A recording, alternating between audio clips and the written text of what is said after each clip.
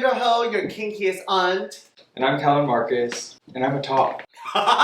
So Top Marcus and Auntie Sandra is going to teach you how to make ratatouille with a BDSM twist.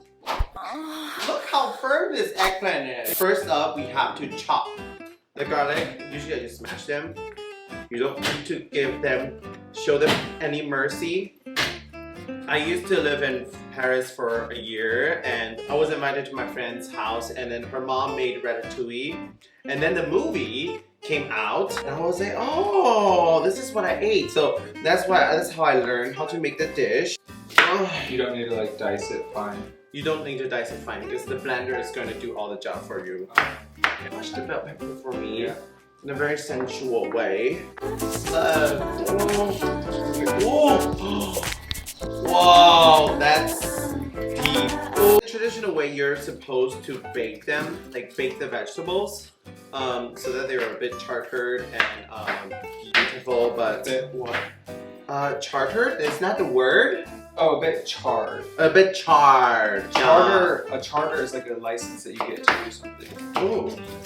What license do you have? I have a bachelor's in English, lit, a master's in education, and I have a teaching degree. So what age were you when you were in France? I was 21. Oh, so it was like college. It was the college time, and then that's how I had my sexual awakening. Is it on fire? Yeah. Olive oil, salt. This is a Taiwanese, very classic salt bag. Throw all the bell pepper in. You have to use all the dish-shaped food, which is like one of my favorite food to work with. So you need a carrot, you need eggplant, and you need zucchini. And we use some of the tomato. I usually put like 2 or 3 inside. Some black pepper inside. If you want, you can make them softer. I usually like it half raw. If you use a pan like me, don't make all the water go away because otherwise the sauce will be like very, very thick. Okay, now blend this! Blend! Let's see, burnt out. Like a queef. So sweet. It's really fresh, yeah. Let's blend it. Oh! Kids, always put the lid back. To make it a little bit creamier and bring a little bit salt and nice flavor to it, I add gochujang. The Asian way. And then we put the lid back. We learned it from the previous move.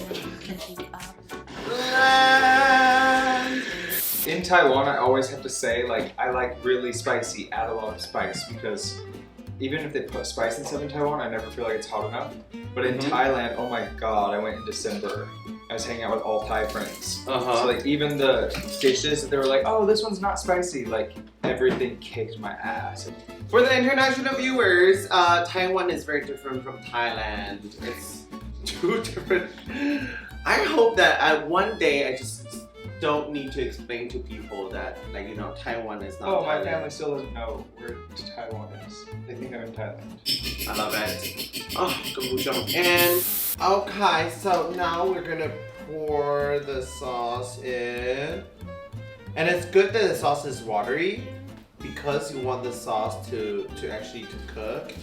And then you get the spatula to even it out, but not with this. Like, this is nasty as even. Oh yeah, it's good, gorgeous. Okay, that's good. We already cut out all the vegetables, so we're gonna have 1 zucchini, 1 carrot, and 1 eggplant. And if you like, do you like tomatoes? You can also cut tomatoes and put it in as well. So you just play it like this. I mean, like, this is my Taiwanese take of the ratatouille. But I think that you can put any vegetable that you want inside. It is, you basically use the sweetness and the sauce to cook the vegetables. So it's a very comfortable, light, and soothing dish. Do people add like cream, or you're not supposed to add any kind of cream? Is it No. supposed to be vegetarian? It's supposed to be, yeah, not only just vegetarian, it's vegan. So I mean, I make it because I have so many friends that are vegan, and they're mostly Canadians. Are Canadians mostly vegan? I don't think so. But I think it's different, like the Canadians that live in Canada and then the Canadians that travel abroad. Because like the Americans that I meet, like people are like, oh, this person's an American, so Americans must be like this. But I don't think that people in Taiwan are necessarily good representations of their country because they left their country for a reason. Oh, just so you know, I think Taiwan is a very beautiful country. It's very safe to live here. I agree. Yeah, it's the capital of gay in Asia. Would you say Thailand is the capital of gay Asia? I would definitely say Thailand over Taiwan. I told you I went with my Thai friends out to the countryside and they were playing this song on repeat and it was so bad. It's just like this trans girl singing about her sugar daddy.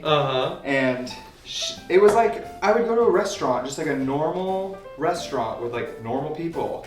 And they were literally playing it on the radio. And I was thinking like in Taiwan, if there was like a trans girl that made this really bad trash pop track about like getting daddies to pay for their like luxury bags, that would not be on the radio and that would not be in like family friendly restaurants. And that was like a huge thing for me, showing how like Thailand, like queer culture is so pervasive that it's just everywhere and it's not like a thing to question. But in Taiwan, you know, there would be these like Christian conservative groups kicking up this huge fuss about this queer sex work like being mainstream or being advertised. I think you do make a point and I would love to hear so many different ideas. So comment below to see if you think Taiwan or Thailand should be the gay capital of Asia.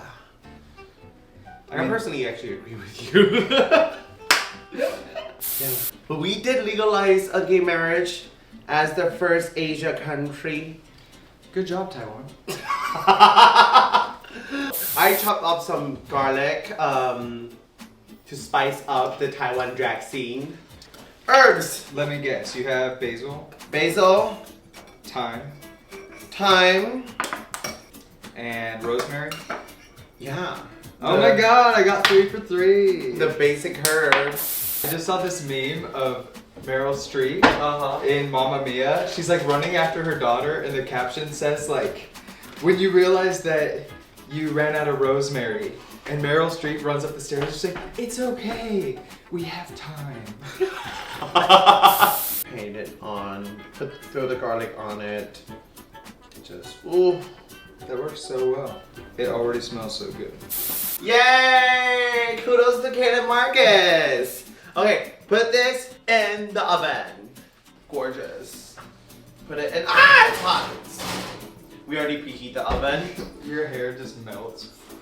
150 or 160. Some heat, you know, give it some heat so that the food can be cooked.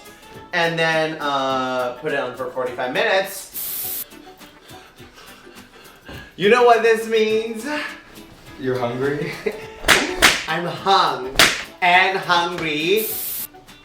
Wow. Oh my god. Look at this. Okay, so Ratatouille is done, as you can see. How to say it? It's like when you didn't cut your foreskin and then your foreskin is just all folded, you know, like the vegetables are like that. Wrinkly? Yes, so when the vegetables are wrinkly, which means they're all cooked, as you can see, they're all like delicioso. And this is the time you can just taste it. Now remember, when it's just out of the oven, it's supposed to be hot as so you should blow it. It's so good. I'm burning my mouth right now. But the vegetables all have the flavor of the sauce. I really love the gochujang because the gochujang just really gives like a tiny bit like kick. A spicy kick. Yeah, and even the carrots, because the carrots are the hardest thing to cook. It is the best thing to sit on, but it's not the best thing to cook when you don't have enough time. 10 out of 10. Yeah? Oh my god, Really I'm glad. Because whenever I make food, it's always very messy. You guys didn't know, but there's actually been a rat under her wig this entire time. Just controlling me. And that's a wrap for Cook with Sandra. Ratatouille. Slow, sexy. Done. Thank you so much for coming over to this show, and I'm really grateful. I really cherish it what we talk about, and I think that it's very beautiful that we get to dress like a dominatrix and cook. No, thank you for having me. I am excited to eat your food. Eat me all over the place. Thank you for watching. Cook with us next time. Mwah.